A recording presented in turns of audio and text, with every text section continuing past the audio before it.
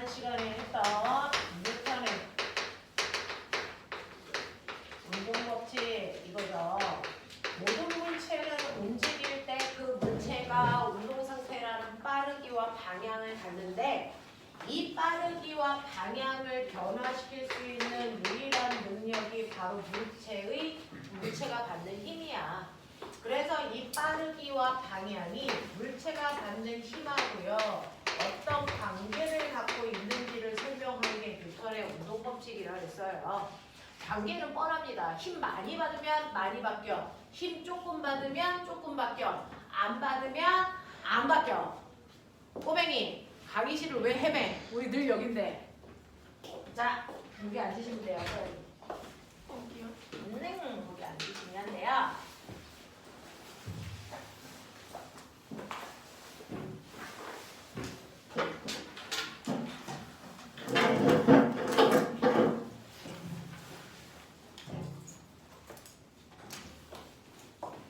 자, 그래서 물체의 빠르기와 방향을 변화시키는 힘과 어떤 관계가 있는지를 설명한 게 뉴턴의 운동법칙으로요.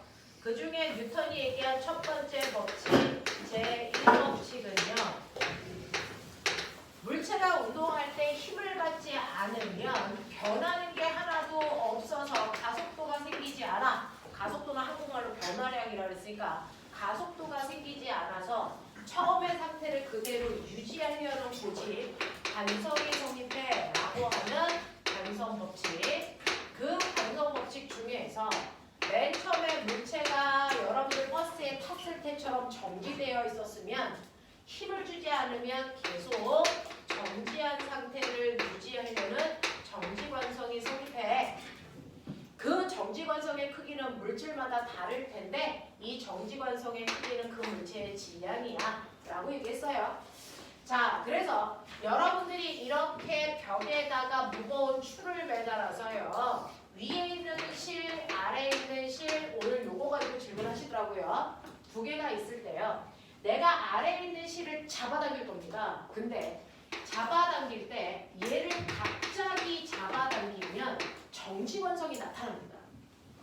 힘을 갑자기 팍 하고 주면요. 힘이 위까지 올라가지 못하고 힘이 여기까지만 가면 힘을 받은 이 실은 아래로 내려가려고 그러는데 힘을 받지 않는 추는 그대로 있으려고 하기 때문에 이 실이 뭐한다? 끊어진다 라고 하는 거군요. 그래서 힘을 갑자기 주게 되면 저 위에 있는 추의 정지 관성 때문에 실이 아래쪽이 끊어져 라는 얘기를 하고 있는 거예요. 됐죠? 자, 근데 물체가 만약에 정지되어 있는 게 아니고 운동하고 있었어. 예를 들어 오른쪽 방향으로 2의 빠르기로 가고 있었다. 자, 근데 어떤 힘도 주지 않아 라는 얘기는 마찰도 작용하지 않는 우주 공간이야. 이 뜻이거든요. 어떤 힘도 작용하지 않으면 그 방향, 그 속도로 계속 가려는 그 속도, 운동하려는 관성이 성립해. 이걸 나는 운동관성이라고 할 거야 라는 얘기를 했습니다. 그렇죠? 그래서 여러분들이 버스를 타고 막 가고 있을 때 여러분들도 가는데 아저씨가 급정거하면 버스는 쓰는데 너네 몸은 계속 가려고 그러기 때문에 앞으로 몸이 쏠리는 현상이 바로 운동관성 때문에 나타나는 현상. 됐죠? 이게 뉴턴의 첫 번째 제1법칙, 관성법칙을 얘기하는 거고요. 뉴턴의 운동법칙 중에 제2법칙이라고 하는 건 거꾸로 그러면 힘을 안 주면 안 변한다면 거꾸로 힘을 주면 당연히 변해 라는 겁니다. 힘을 주면 변하기 때문에 가속도가 생겨. 그 가속도의 크기를 결정하는 건 여러분들이 얼마만큼의 힘을 줬느냐 그리고 그 물체의 질량이 얼마냐에 의해서 물체의 가속도의 크기는 결정된다. 그래서 가속도 법칙 A는 M분의 F라고 하는 것도 여러분들은 알았고요. 이걸 통해서 물체가 쓴 알짜 힘이라고 하는 그 힘은 물체의 질량에다 물체의 가속도를 곱한 값으로 구하면 돼 라고 하는 운동방정식도 설명해 드렸어요. 자, 그 다음에 뉴턴의 운동법칙 중에 세 번째 제3법칙이에요. 제3법칙은요. 그 유명한 작용, 반작용의 법칙이에요. 그래서 모든 힘은요. 한 번에 한 개의 힘만 작용하는 게 아니고 모든 힘은 항상 쌍으로 작용한다 이랬어요. 그 쌍이라는 두 개의 힘의 이름을 하나는 작용이라고 하고 하나는 반작용이라는 이름으로 우리는 불러서 설명할 건데, 이렇게 작용과 반작용은 서로 다른 두 물체 사이에 작용하는 힘이야. 그러니까 네가 손으로 칠판을 치면 그 힘과 똑같은 크기의 힘이 반대 방향으로 칠판이 손을 치게 돼 라고 했거든요. 그래서 작용은요, 손이 칠판을 10N의 힘으로 쳤다면, 거꾸로 반작용은 칠판이 손을 10N의 힘으로 친다고요. 이렇게 작용, 반작용의 두 힘은 주어와 목적어의 위치만 바뀌면 되고요. 새로운 단어 나오면 안 되고요. 그리고 힘의 방향 언제나 반대 방향으로 같은 크기만큼의 힘이 작용하지만 이 두 힘의 알짜 힘은 구할 수 없어. 왜? 같은 물체에 작용하는 힘이 아니니까. 됐죠? 자, 그렇다면 이렇게 같은 물체에 오른쪽으로 10N, 왼쪽으로 10N 이렇게 같은 물체에 힘이 작용하는 A, B는 얘네들은 알짜 힘을 구할 수 있어. 힘을 합력을 구할 수 있다고. 그랬을 때요, 서로 같은 크기의 힘이 반대 방향으로 작용하면 얘네들의 합력을 구하면 합력은 0이겠죠.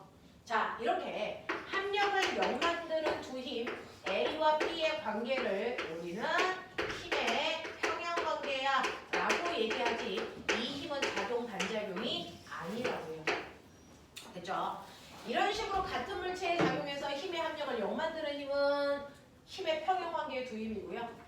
자, 같은 크기의 힘이지만 다른 물체에 작용하는 이 두 힘은 작용 반작용의 두 힘이라고 합니다. 알겠습니까? 이렇게 해서 작용 반작용의 두 힘 중에서 여러분들이 반드시 머릿속에 넣어줘야 되는 문제 유형이 있었다. 그걸 레벨 1에서 설명했습니다. 이렇게 바닥면에요, 여러분들이 보시는 것처럼 커다란 물체 A 2kg, 작은 물체 B 1kg, 이런 식으로 마찰이 없는 곳에 두 물체가 있으면 내가 뒤쪽에서 물체를 밀 텐데, 예를 들어 30N의 힘으로 밀었다고 치자. 자, 그럼 마찰이 없으니까 내가 밀어준 힘이 물체를 운동시키는 진짜 힘, 알짜 힘이 될 거고요. 그 힘으로 이동한 물체는 총 합쳐서 3kg니까 이 물체의 가속도인 질량분의 힘은 3분의 30이고요. 가속도의 크기가 10이 될 거야. 이 가속도의 크기로 A도 움직이고 B도 움직이니까 얘네들이 각각 쓴 알짜 힘이 있을 텐데, A의 알짜 힘은 A의 질량과 A의 가속도로 구하시면 되고요. B의 알짜 힘은 B의 질량과 B의 가속도로 구하면 돼서요. 우리는 2 곱하기 10해서 A 혼자 20N 썼어요. 1 곱하기 10해서 B 혼자 10N의 힘 썼어요. 라고 하는 힘의 크기도 구할 수 있지만, 이러한 힘은요, 물체의 질량에 의해서 비례 배분된 거다라는 것도 인지할 수 있다. 그죠? 자, 그러면서 우리는 이걸 통해 마지막 가장 중요한 5번째, 그렇다면 A와 B 사이에 서로 작용한 힘이 얼마냐? 작용 반작용의 힘. 그건 힘을 직접 받은 아이가 자기가 필요한 힘을 빼고 나머지 건네준다라고 생각하면 가장 쉽다라고 말씀드렸어요. 그래서 A와 B 사이에 작용하는 작용 반작용의 힘은 이때는 10N이지만 만약에 똑같은 상황에서 이렇게 민다면 이때는 20N이 작용 반작용으로 써질 거야 라고 얘기했습니다. 되겠습니까? 자, 이런 식으로 해서 여러분들은 작용 반작용에 해당되는 내용까지를 지난 시간에 배웠다면 이제요, 우리 하나만 더 하죠. 지난 시간에는 여기까지 하느냐고 시간을 다 썼고요. 그 다음에 문제 풀어온 것 중에 연결된 게 운동량, 충격량이라는 겁니다. 여러분들이 두 번째로 하셔야 되는 내용에 일단은 운동량이라는 게 있다. 이 운동량이 뭐냐? 이건 바로 얘입니다. 정지관성의 크기는 질량이라는 거죠. 그러면 움직이는 물체가 갖는 운동관성의 크기도 있을 거 아니야? 자, 운동관성 누가 커? 라고 하는 운동관성. 움직이는 물체가 그 방향 그 빠르기로 계속 가려는 운동 관성의 크기를 우리는 운동량이라고 부른다. 정지 관성의 크기는 질량이라고 부르잖아요. 운동 관성의 크기는 운동량이라고 부릅니다. 운동 관성의 크기를 운동량이라고 불러요. 자, 예를 들어 어떤 물체 2kg짜리가요 오른쪽 방향으로 3의 빠르기로 갑니다. 그러면 이 물체는요 계속 오른쪽으로 영원히 3의 빠르기로 가고 싶어 합니다. 바뀌고 싶어 하지 않습니다. 그러면 얘는 그 방향 그 빠르기로 계속 가려는 운동 관성의 크기가 얼마입니까? 라는 운동 관성의 크기를 한국말로는 운동량이라고 하지만 우리는 과학 기호에서는 P로 쓴다. 이 운동량을 구하는 방법이 바로 MV예요. MV. 모대온 병신 MVP. MVP. 알겠냐? MVP. 모대온 병신이다. 알겠죠? 자, 그래서 운동량을 MVP로 계산하시면 되는데 이때 M이라고 하는 건 움직이는 물체의 질량. V는요, 속력일까 속도일까? 이거 방향을 갖는 속도입니다. 됐어? 그래서 이 I의 속도는 얼마예요? 오른쪽 방향으로 3입니다. 그러면 이거 계산하실 때 방향은 방향끼리 계산, 숫자는 숫자끼리 계산, 단위는 단위끼리 계산하시라고 그랬잖아요. 그래서 운동량이 오른쪽 방향으로 6만큼 생겨요. 이렇게 하셔야죠. 그러니까 운동량도 오른쪽이라는 방향을 갖는 벡터고요. 이 운동량의 방향은 속도에서 그대로 오는 거예요. 됐죠? 그리고 단위는 질량과 속력을 속도를 곱한다니 kg/m/S입니다. 이게 운동량 단위입니다. 됐죠? 자, 그래서 요만큼의 운동 관성을 갖는다라고 하는 겁니다. 그래서 머릿속에 넣으세요. 정지한 물체는 정지한 상태를 유지하려는 정지 관성에도 크기가 있을 텐데 정지 관성의 크기는 그 물질의 질량이고요. 운동 관성의 크기는 운동량이라고 해서 질량에다가 움직이는 속도를 곱한 값이다. 근데 얘는 속도이기 때문에 방향을 가져서 운동량도 방향을 갖는 벡터 값이다 이렇게 얘기합니다. 자, 그러면 보시는 것처럼요. 2kg짜리 물체가요. 오른쪽 방향으로 2의 빠르기, 3의 빠르기로 가는데 문제는 얘가 가다가 벽에 쿵 하고 부딪혀.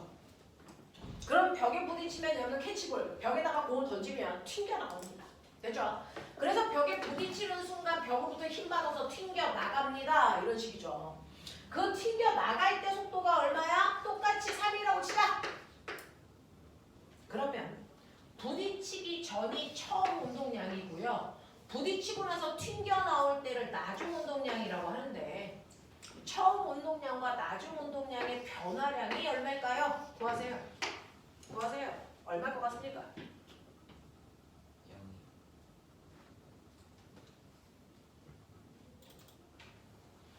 자, 운동량의 변화량 얼마일 것 같습니까? 라고 하는 거죠. 자, 운동량의 변화량은요. 모든 변화량은 나중 값에서 처음 값을 빼시면 된다고 했어요. 무조건. 모든 변화량은 나중 거에서 처음 걸 빼는 거거든요. 그러면 얘는 처음 운동량은 얼마인데? 아까 말씀드렸죠. 오른쪽 방향으로 6이라고요. 나중 운동량은 보이세요? 왼쪽으로 하고 있잖아요. 왼쪽 방향으로 되는 운동량이 얼마입니까? 2kg짜리가 튀겨 나갈 거니까 똑같이 6입니다. 이 얘기죠. 근데 이렇게 방향도 계산할 필요가 있을 때는 서로 정반대 방향을 하나는 플러스 방향, 하나는 마이너스 방향을 놓고 계산하시는 게 맞다. 이랬거든요. 그러니 나중 운동량은 마이너스 6이고 처음 운동량은 플러스 6으로 놓는다면 빼시면 운동량의 변화량은 마이너스로 놓은 왼쪽 방향으로 12만큼의 운동량이 변했습니다. 라고 얘기가 나와야 되거든요. 근데 0이 나오는 이유는 딱 하나입니다. 뭐? 방향 안 놓고 계산하면 0 나오죠. 됐죠? 이렇게 되거든요. 그러니까 방향을 가지고 있는 값은 반드시 방향을 넣고 계산해야 된다. 이 운동량은 방향을 갖는 벡터 값이다. 그래서 방향을 넣고 계산하셔야 됩니다.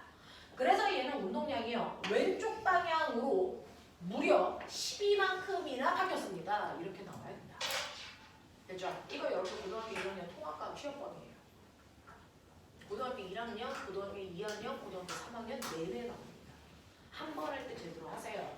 방향 계산해야 되는 벡터 값이다라는 뜻입니다.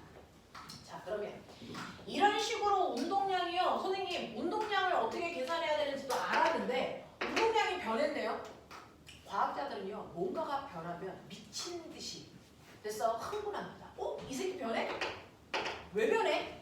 라고 하는 그 변화시키는 원인을 알고 있다니까. 됐죠? 그래서 얘네들은 운동량이 변했으니까 이 안에도요. 운동량에 변화량이 있구나. 이것처럼요. 운동 관성의 크기 7글자라도 너무 길어서 3글자로 줄여서 운동량이라고 부르거든요.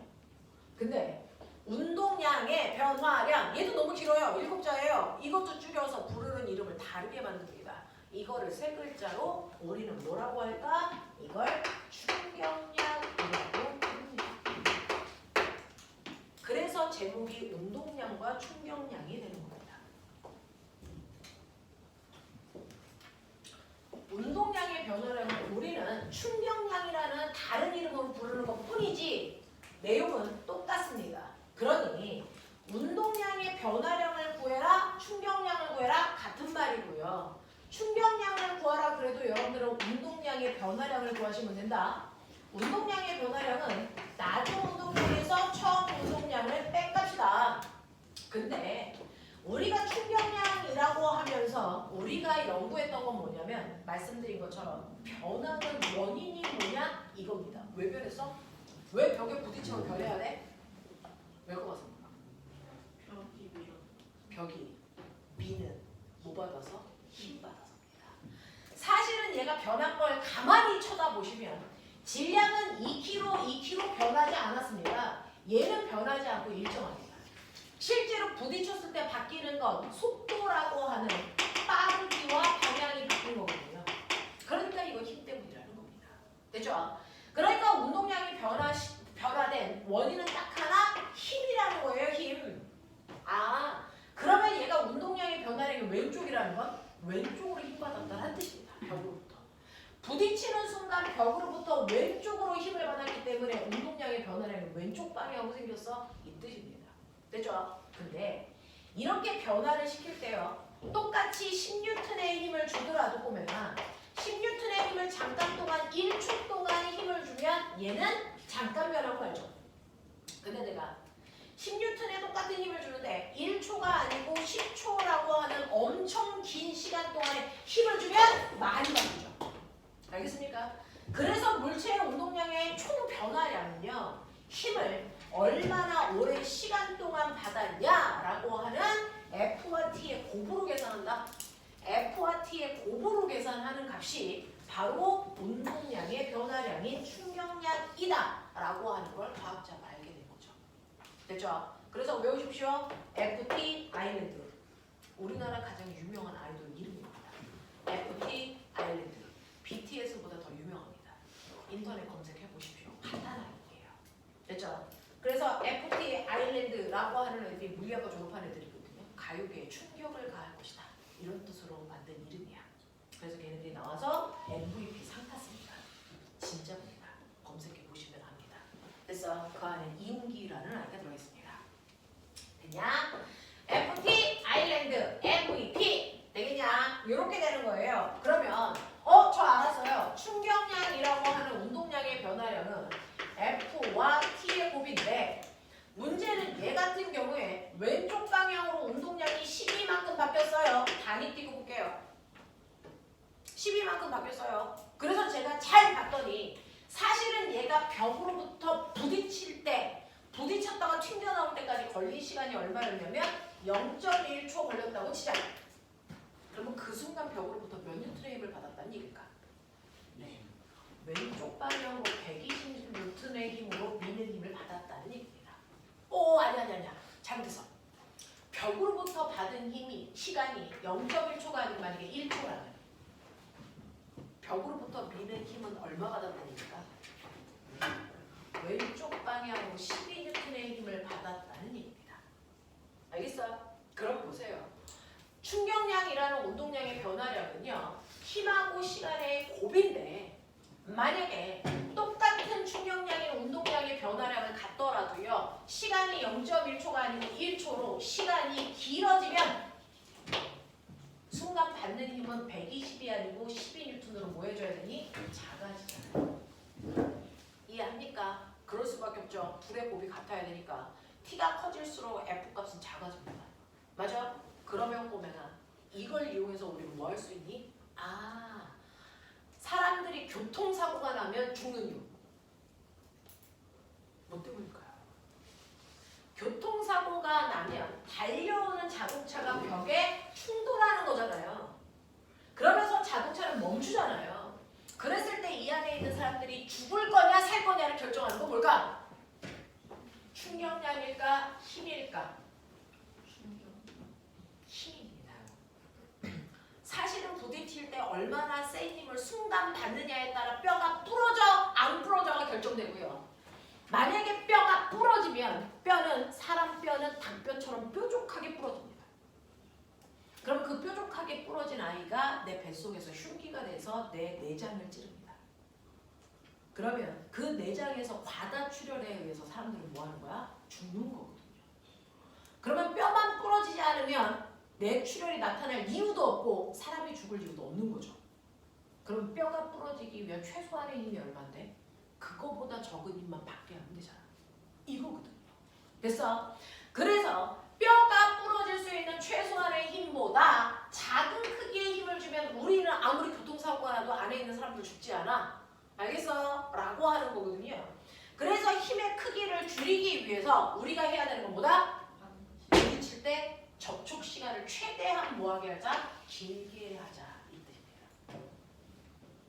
그러면 힘이 분산되기 때문에 훨씬 적은 힘을 받기 때문에 사람이 죽지 않아.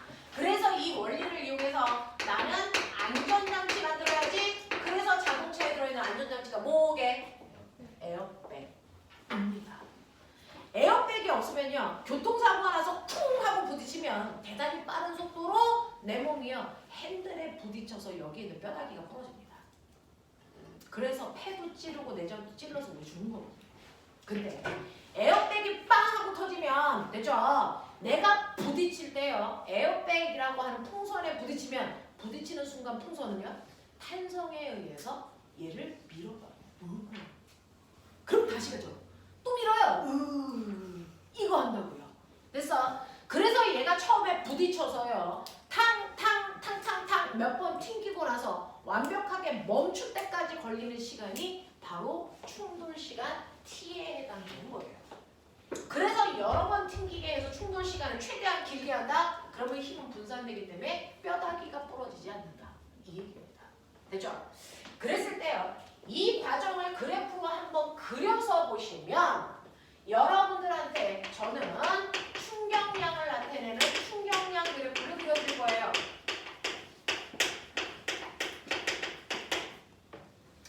충격량 그래프를 그린다고 치고 여러분들 보시면 X축은 물체가 받은 힘 그리고 Y축은 힘, X축은 시간으로 그릴 겁니다.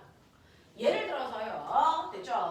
12N의 힘을 1초 동안 받았어 라고 하면 12N의 힘을 1초라는 시간 동안에 받았어 이 얘기죠.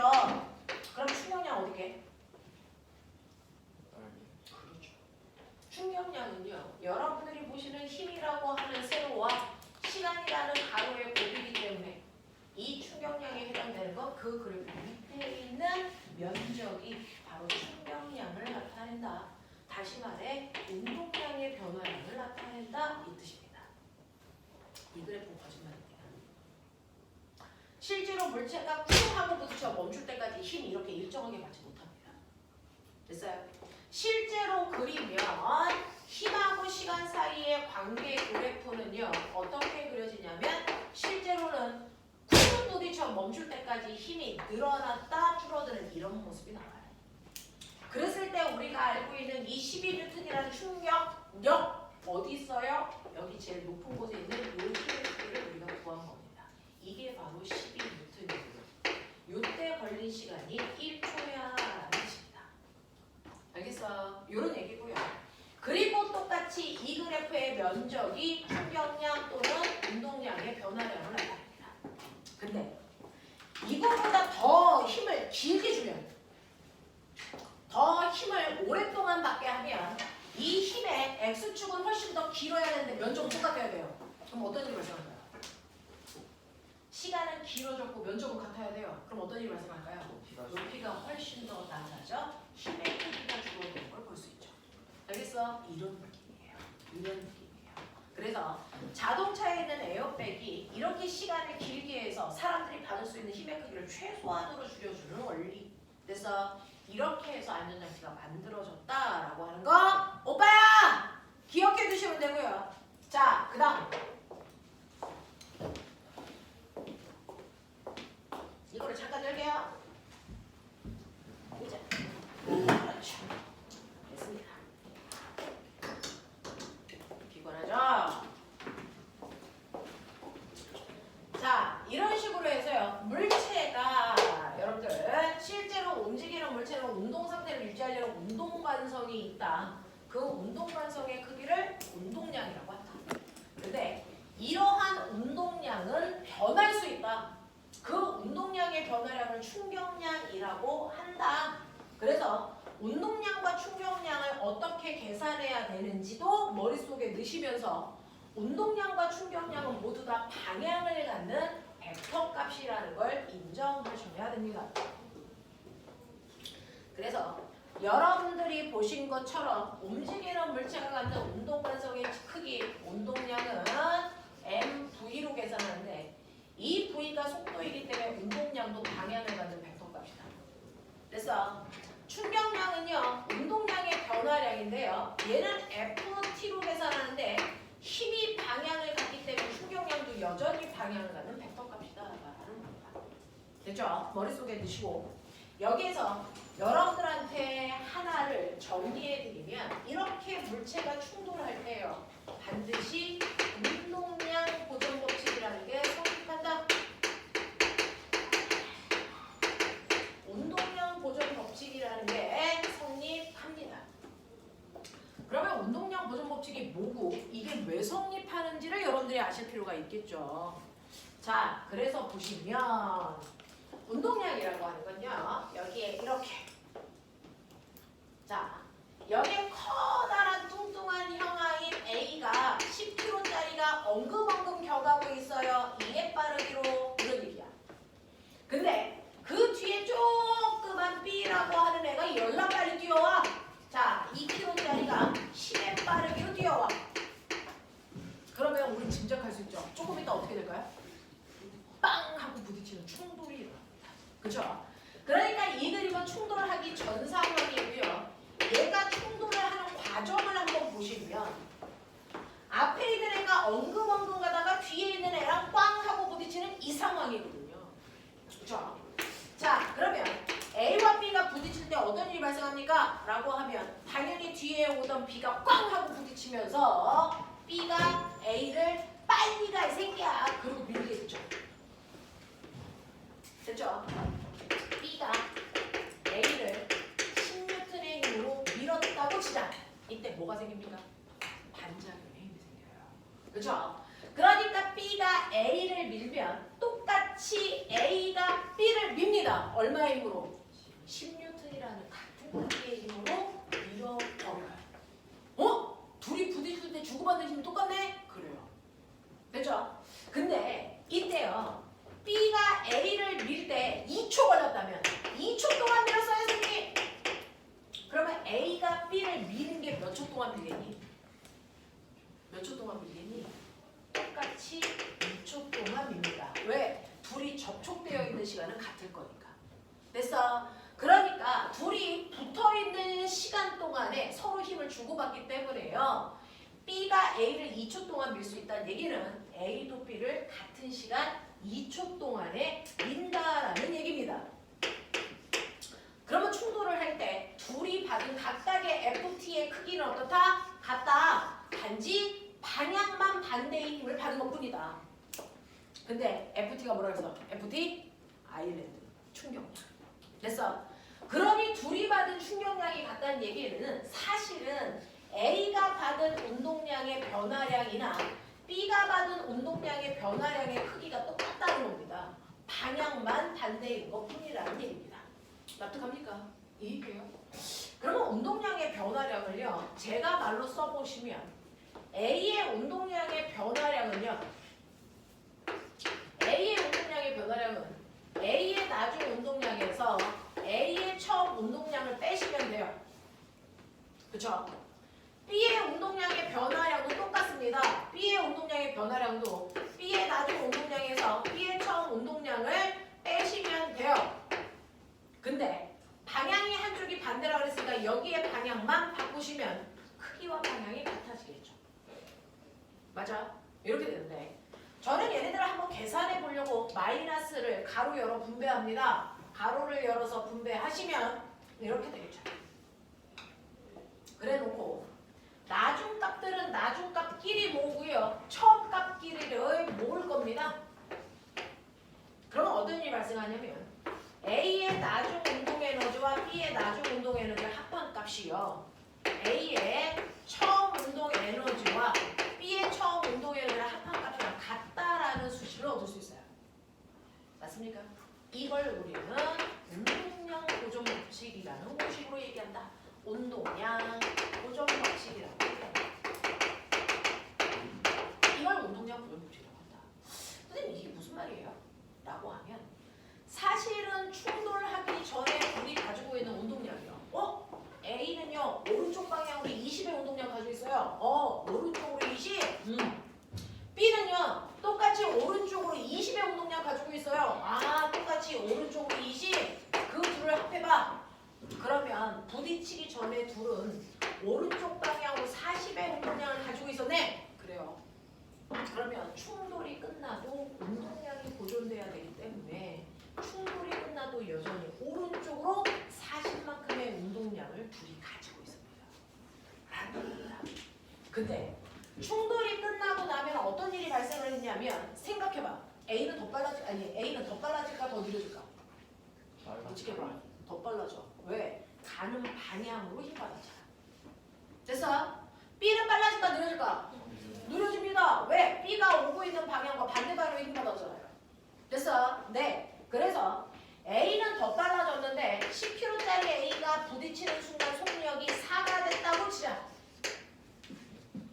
그렇다면 우리의 B의 속력은 얼마일까요? 이게 문제예요. 됐죠? 이걸 예로 풀 수 있다.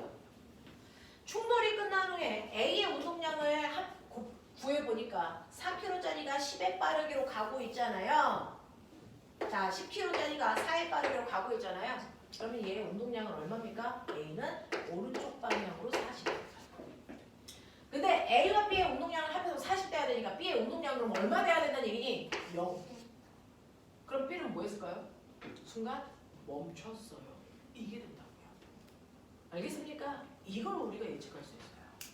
또는 A의 속력이 4가 아니고 3이라고 쳐보자. 3이라고 치면 이 순간에는 A의 운동량이 오른쪽 방향으로 30이네요.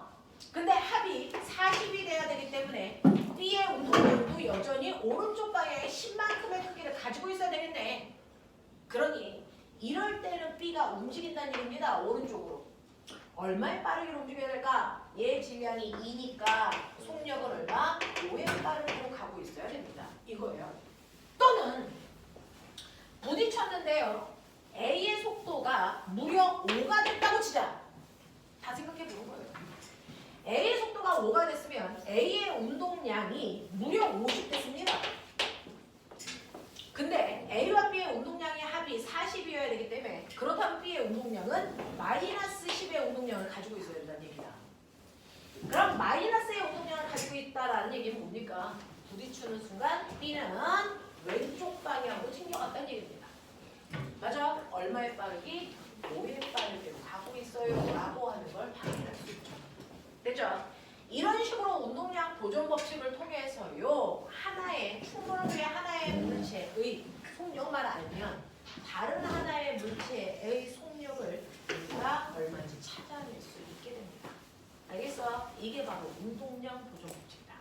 그래서 운동량 보존 법칙은 충돌이 일어난 후에 물체의 속력이 어떻게 될지를 예측할 수 있게 해주는 좌표다. 운동량 보존 법칙. 이 운동량 보존 법칙이 성립하는 이유는 충돌할 때요 서로 주고받은 힘의 크기가 작용 반작용으로 같기 때문이다. 알겠습니까? 언제나 그렇습니다. 이해돼? 알겠어. 자, 이 중에서요 오늘 또 하나의 문제. 충격량 그래프는 아까 그려봐드렸습니다. 그 그래프는 교과서에 모든 고등학교 학생들이 다 배웁니다. 그러면 충격량 그래프 말고요. 선생님 운동량은 그래프를 못 그려요? 그려요. 근데 고등학교 교과서에 없습니다. 해볼게요. 어떤 2kg짜리 물체의 운동을 시간에 따라 나타낸 건데요. 2kg짜리 물체의 운동량 시간 그래프예요. 처음에 얘는요 0초일 때 이 물체의 운동량이 2kg/m/초였답니다. 그랬다가 시간이 지나서 운동량의 변화를 보니까 운동량이 일정하게 증가해서 2초가 되니까 운동량이 무려 8 됐답니다. 돼요? 됐죠? 그러면 이때 여러분들이 하셔야 되는 거 딱 하나입니다.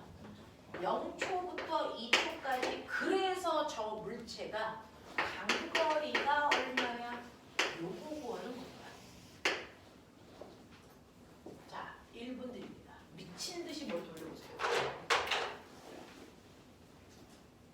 이거는 그냥 맞추기가 쉽지는 않지만 그래도 가끔 맞추는 정신 나간 애들이 있어요. 해보세요. 2초 동안의 간거리가 얼마일까?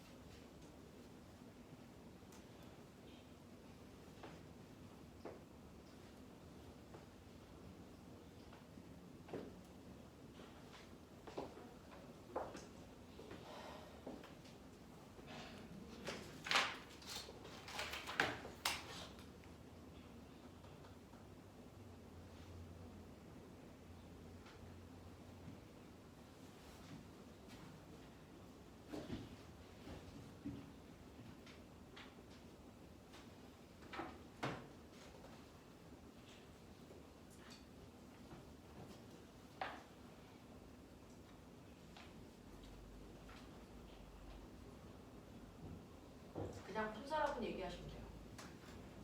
도대체 2초 동안 저 새끼가 몇 미터 갔지? 5m. 5 나왔네. 얼마? 5m. 5미터. 맞을까? 어떻게 풀지? 쟤네들은 어떻게 푼 거지? 뭐 이런 거죠. 사실은요. 이거를 푸는 방법들은 여러 가지가 있을 텐데요. 첫 번째요. 이물체에 처음에 출발할 때 운동량이 2kg/m/초라고 했다. 이거 무슨 말일까요?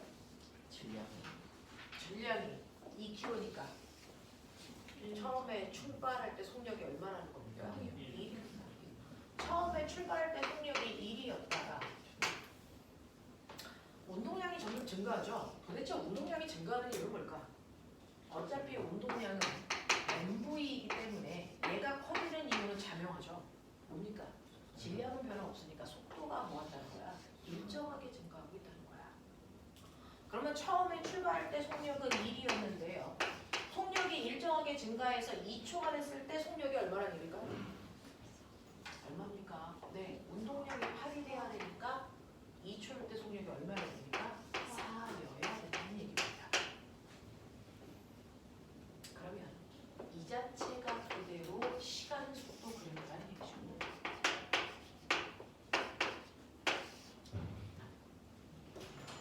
있어. 맨 처음에 속력이 1이고요. 2초가 지났더니 속력이 4가 되는 이 그래프라는 얘기죠. 그랬을 때 간거리는 당연히 이 그래프 밑에 있는 면적이니까.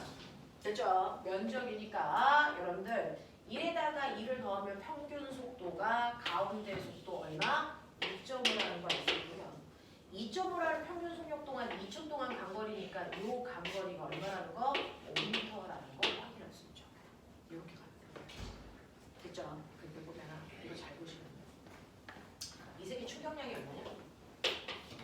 2초 동안의 충격량 얼마일까? 2초 동안의 충격량의 한국말 운동량의 변화량. 맞아요. 그럼 처음 운동량이 얼마였는데? 2. 나중 운동량이 얼마인데? 8. 그럼 운동량의 변화량은 뭐야? 이 세로의 높이 변화. 됐어? 이 그래프의 높이 변화가 바로 운동량의 변화량인 충격량을 얘기한다. 그래서 얘는요. 운동량의 변화량이 6입니다. 이렇게 가셔야죠. 맞아? 근데 그래프잖아. 그래프를 딱 보면 분석해야죠. 여기 있는 기울기가 뭘까요? 해봐. 3이 2, 3이 기울기의 의미가 뭘까요?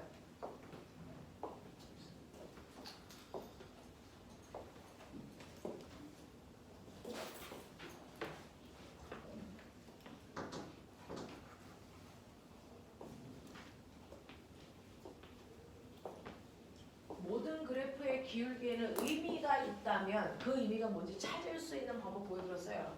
자, 기울기는 무조건 뭡니까? X축 분의 Y축의 변화량이죠. 맞아요. 그러니까 이때도 기울기는요. X축인 시간분의 뭡니까? 운동량의 변화량입니다. 근데 운동량의 변화량 어떻게 구해요? 운동량의 변화량은 충격량이죠. 충격량 어떻게 구합니까? FP죠. 그걸 T로 나눈 거죠. 그러니까 약분에 보시면 기울기의 의미가 뭐겠습니까? 충돌할 때 받은 힘입니다.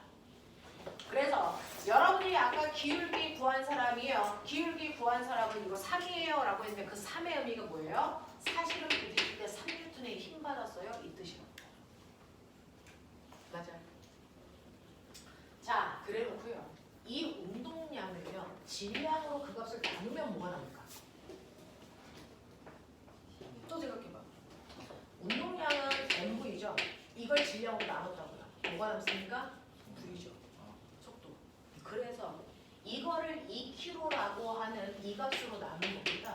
그랬더니 킬로그램 지고 사남는 거 맞죠? 그죠? 자, 이거 2kg 나눕니다. 그랬더니 실제로 질량까지 지워주고 미터/퍼 초라는 빠르기만 남고 값은 1인 거 맞죠? 됐죠? 그래서 운동량 그래프를 질량으로 나누면 그 자체가 그냥 시간 속도 그래프입니다. 이해하죠? 그러면 꼬맹아, 이 시간 속도 그래프에서 기울기 뭐냐? 이제 외울 때 되지 않나? 이거 뭐예요? 시간 속도 그래프에서 기울기. 가속도죠? 그럼 잘 생각해 보세요. 꼬맹아, 이 그래프에서 이 그래프로 갈 때 질량으로 나눴다고요. 그러니까 기울기도 나눠보세요. 힘을 질량으로 나눠보세요. 뭐 나옵니까? 가속 나오죠. 되겠어? 이런 의미를 가지고 있습니다. 그래서 운동량 시간 그래프를요. 질량으로 나누면 그 자체가 시간 속도 그래프가 되고요. 운동량 그래프에서의 기울기의 힘을 질량으로 나눠서 가속도의 형태를 띠게 된 그래프였다. 알겠습니까? 이런 느낌입니다. 이런 느낌입니다. 그렇죠? 그래서 이런 식으로 운동량, 충격량에 해당되는 문제들도 여러분들이 좀 같이 이 내용에 들어있으니까 보시면 될 것 같아요. 오늘은 운동법칙에 해당되는 문제만 풀어왔으니까 거기에 해당되는 질문만 아까 대부분은 받았는데 못한 사람들 하시면 되겠어요. 첫 번째요. 자, 자기들이 풀어온 것 중에서만 하시면 돼요. 38페이지, 39페이지에서 질문.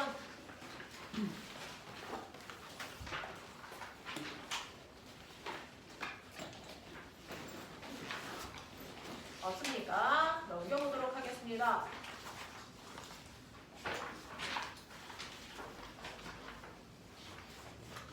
넘기시면요. 40, 41페이지에는 75번부터 84번까지의 질문.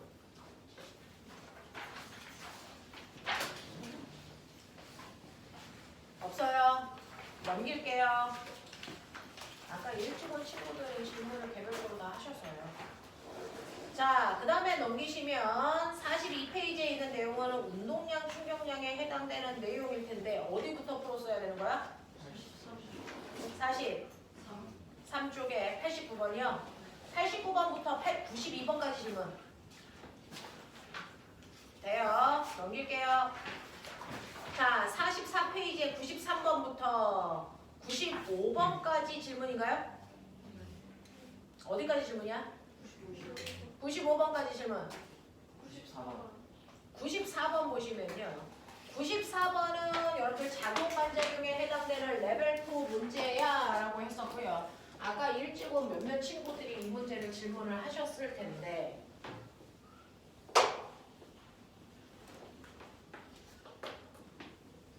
레벨 4에 해당되는 이 문제는요. 이런 식으로 고정 도르래 위에 서로 반대편에 물체 두 개가 이렇게 매달려 있는 상황. 그 중에서 A라고 하는 물체는 1kg짜리고요. B라고 하는 물체는 3kg짜리 물체가 매달려 있어. 각각 지구가 얘네들한테 중력이라는 게 작용하니까 10N, 30N의 힘으로 지구가 당기고 있죠. 자, 그랬을 때 이 두 개의 힘은 같은 방향의 힘이니 반대 방향의 힘이니? 반대 방향의 두 힘이라서 큰 힘에서 작은 힘을 빼야 전체를 움직이는 R자 힘이 나온다 그랬어요. 그래서 이쪽이 크기 때문에 이 힘 방향으로 움직일 텐데 이때 R자 힘은 그래서 20N이에요. 그래서 힘이 큰 쪽으로 물체가 내려가고 작은 쪽에 있는 물체는 올라가는 이 형태로 움직일 거예요. 라고 하면서 이 힘을 질량으로 나누시면 가속도가 된다 했으니까 이 20N의 힘으로 움직이는 전체 질량은 몇 킬로입니까? 4kg. 그래서 얘를 4로 나눈다고요. 그러면 가속도는 5가 된다고요. 됐죠? 그랬을 때요. A 혼자서 쓴 힘은 얼마입니까? B 혼자서 쓴 힘은 얼마입니까? 할 수 있어야죠. F는 MA니까. 그래서 A는 1kg 가속도가 5니까 A는 저 중에서 5N을 자기가 쓰고요. 얘는 15N을 쓴다라고 하는 질량 비율로 R자임을 나눴었어요. 그랬을 때 저 장력 얼마입니까? 라고 하는 실에 걸려있는 장력 구하라는 얘기인데 그건 힘을 직접 받은 B라는 물체의 30N이 전체를 움직이는 주된 힘이야. 맞아? 그 주된 힘을 받은 B가요. 30 중에서 자기가 움직일 때 얼마 쓴대요? 15. 그걸 뺀 나머지를 건네주셔야죠. 됐죠? 그러면 30 중에서 자기가 15 쓰고 나머지 얼마? 15N의 힘을 C를 통해서 A한테 건네줍니다. 알겠어? 이런 구조가 이런 구조로 되어 있기 때문에 기억 두 물체의 가속도의 크기가 5라는 거 인정하셔야 되고요. 그 다음에 B 혼자서 쓴 R자의 힘 15고요. 이때 줄에 걸려있는 장력은 20이 아니고 15로 바꾸셔야 됩니다. 이런 느낌. 넘어가면 99번부터 몇 번까지 푸셔야 되는 거였어요? 이것도 숙제 있었어요? 이건 아니었어요? 네. 자, 그러면 여기까지에 해당되는 걸 짧게 테스트 보고 풀게요.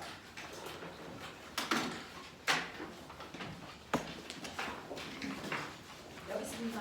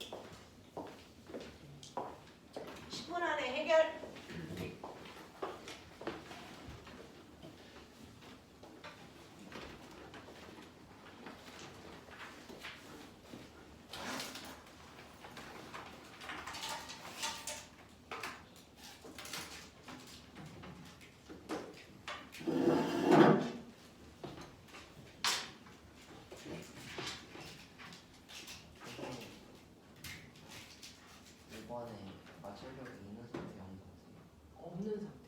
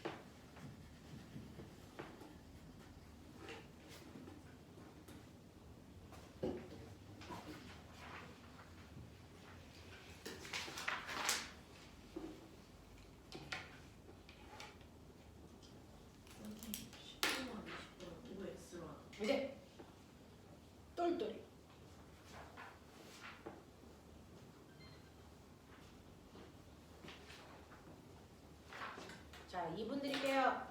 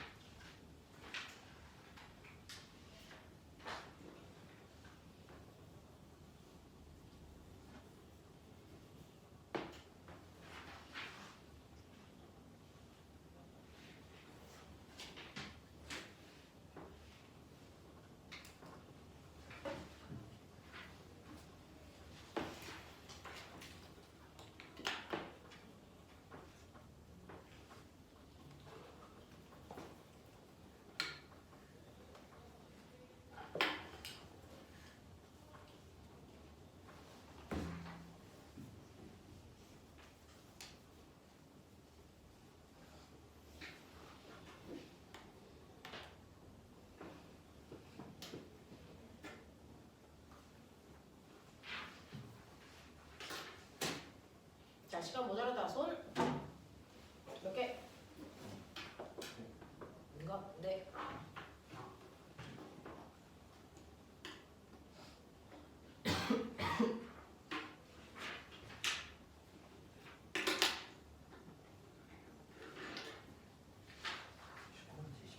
OX.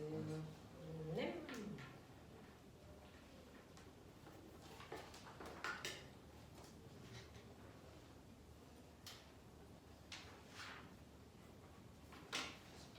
네. 민건아, 너 수학 어디 가고 있니? 수업 하고 있어?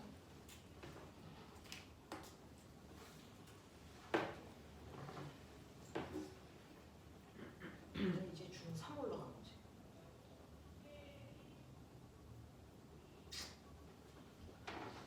네. 자, 다 불러보도록 하겠습니다.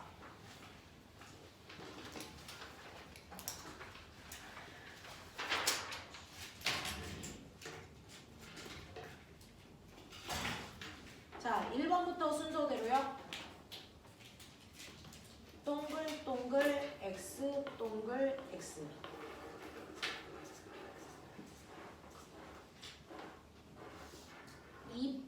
6번에 니은 디귿, 7번에 기역 니은, 8번에 2, 9번에 4 단위 띄고 불렀어요. 10번은 각각 10N입니다.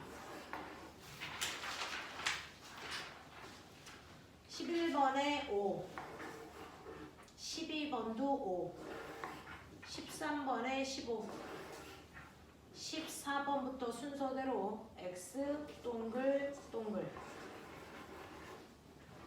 17번에 2, 18번이요. 가속도도 4고 힘도 4입니다.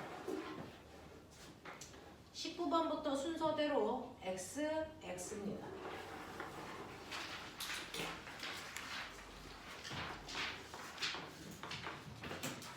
자, 맞은 개수를 먼저 확인해서 불러주시고 제가 설명하도록 하겠습니다.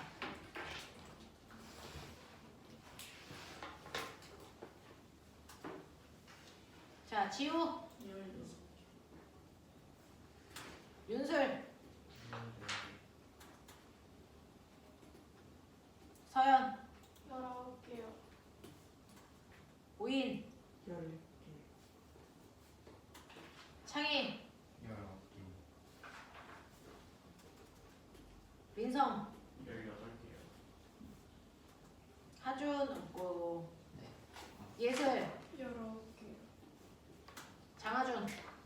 17개. 원철. 응? 예린. 전민준.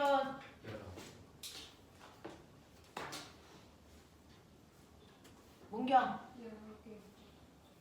인건. 자, 틀린 것 중에서 질문할 거 있는지 확인하도록 하겠습니다. 첫 번째, 1번부터 10번까지 앞쪽 페이지에서 질문할 거 얘기해 보세요. 7번. 7번이요. 8. 어? 8. 7, 8, 9요. 여러 가지 물체의 운동을 나타낸 것 중에서요. 물체에 작용하는 알자의 힘이 0이다라는 게 무슨 뜻이냐면 7번에서 알자의 힘이라고 하는 물체를 변화시키는 힘이 작용하지 않았다는 거죠. 그러면 결국은 물체는 빠르기도 방향도 변하면 안 된다는 얘기입니다. 그러니까 정지 상태를 유지하고 있는 물체 그대로 알자의 힘이 0이라서 변한 게 없는 거죠. 또 5m/초로 등속 직선을 운동하는 물체 알자의 힘이 0이라서 빠르기도 방향도 변하지 않은 겁니다. 그 다음에 디귿에 5m/s의 속력으로 등속 원운동한다라고 할 때 빠르기는 안 바뀌지만 원운동 방향은 바뀌고 있어서 알자의 힘이 0이면 방향 못 바꿉니다. 알겠어? 이런 얘기고요. 8번 보시면 마찰이 없는 수평면 위에 놓여있는 2kg짜리 물체에 수평 방향으로 4N의 알자 힘을 2초 동안 줬다 그랬습니다. 그러면 2초 동안에 가속도의 크기가 얼마입니까? 라고 하는 가속도의 크기는 질량분의 받은 힘으로 계산하시면 됩니다. 그래서 4N의 힘을 2kg짜리 물체가 받았기 때문에 얘는 가속도가 2예요 라고 얘기하시면 된다고요. 또 2초 동안에 이 물체의 속력은 얼마이겠습니까? 라고 했어요. 자, 그래서 얘는 2초 동안의 물체의 속력은요 라고 했는데 가속도가 2라는 얘기는 1초의 속력이 20 빨라진다는 얘기죠. 맞죠? 그러면 2초 지나면 속력은 9배 4만큼 증가했어요 라고 하시면 되죠. 알겠어? 이런 느낌으로 푸셔야 되는 7번, 8번, 9번 문제입니다. 넘어가죠. 11번부터 20번까지 중에서 제가 할 거 13, 14요. 자, 13번 보시면 다에서 뒤에 작용하는 장력이 얼마이겠습니까? 라고 하는 또래나 다 그림을 보시면 사실은 앞쪽 페이지에서 여러분들이 보시는 책상 위에 물체가 있는 것처럼 보이지만 사실은 뭐예요? 이렇게 그 정도라고요. 여러분들은요 이렇게 책상 위에 고정구르레를 통해서 양쪽에 무거운 물체를 매달아 놓은 겁니다. 한쪽에는요 여러분들이 보시는 것처럼 30N이라는 무게를 가지고 있는 3kg짜리 물체를 매달아 놓은 거죠. 그러니까 지구가 30N의 힘으로 당기겠죠. 그 다음에 왼쪽에는 10N의 무게를 가지고 있는 1kg짜리 물체를 매달았다는 얘기입니다. 10. 이거를 다시 보시면 얘가요 벽면에 매달려 있는 커다란 고정도로에 연결되어 있는 물체예요. 똑같은 겁니다. 그래서 얘는 이런 식으로 고정도로에 매달려 있는 두 물체라고 보시면 되겠죠. 이걸 그냥 책상으로 잘라준 거예요. 자, 그러면 이때요. 알자 힘은 이쪽 힘이 더 크니까 알자 힘은 20N이고요. 20N의 힘으로 4kg가 움직였기 때문에 가속도는 5가 맞습니다. 자, 그랬을 때 여러분들이 물어본 13번 문제는요. 이때 실에 걸려있는 장력은 이라고 했으니 D가 쓴 알자 힘을 보시면 D는 지구가 아래로 30N의 힘으로 잡아당기는데 D가 쓴 알자 힘은 F는 MA 15N의 알자 힘을 써야 되거든요. 그러니까 30 중에서 15 쓰고 나머지 건네준다 그랬으니까 이 장력이 15N입니다. 이렇게 가야 되는 문제예요. 책상으로 안 보셔도 됩니다. 자, 그 다음에 14번 다에서 C에 작용하는 장력의 크기는 얼마이겠습니까? 라고 하는 겁니다. 있습니다. 이때요. 다해서요. C에 걸려있는 장력이나 D에 걸려있는 장력이나 한 가닥입니다. 맞아요? 그럼 장력의 크기가 어때야 됩니까? 같아야죠. 그러니까 얘가 15N이면 얘조차도 15N으로 가시는 게 맞습니다.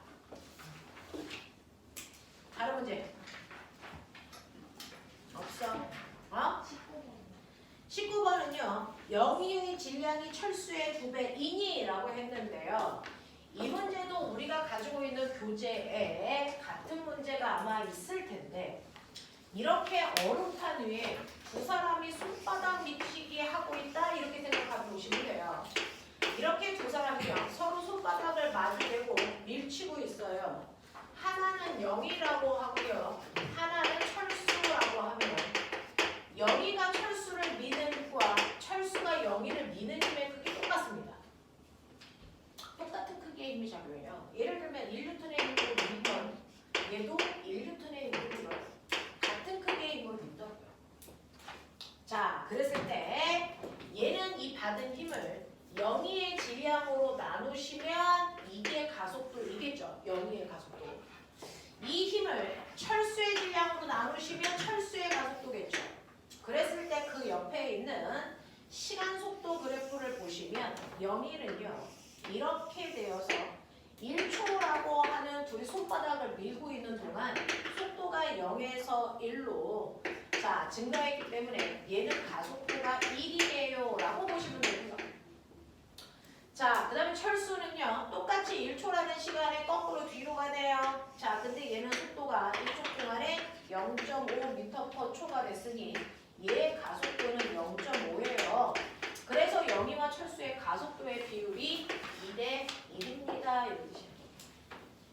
그러면 영희의 질량분의 받은 힘, 철수의 질량분의 받은 힘을 계산하면 각각의 가속도인데 가속도의 비율이 2대 1이래요. 이때 둘이 받은 힘의 크기는 같아야 되니까 가속도의 비율이 2대 1이면 질량비는 몇이어야 되니? 1대 2로 철수가 2배 무거운 게 맞습니다. 이래요. 이런 또 다른 질문.